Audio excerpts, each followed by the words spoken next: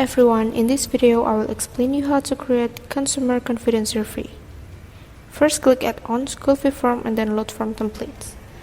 And search consumer confidence survey and then click the template and load selected template. You can check the dashboard, responses, question and also settings. After you refresh the page, click Schoolfee form and then get link and click continue.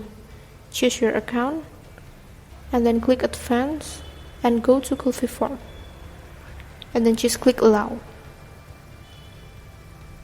After you get the link, just copy it and paste it into your search engine.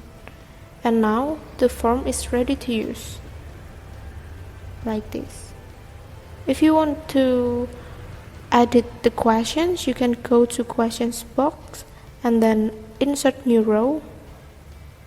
For example, here I use text question type and change the question text into your name.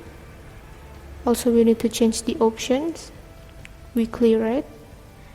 And now here is the new row, your name.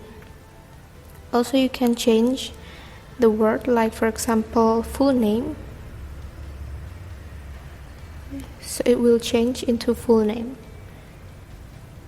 You can also delete the row if you don't need the row anymore, like that, so it will disappear. And also you can change the background color of your form, so it will change into blue.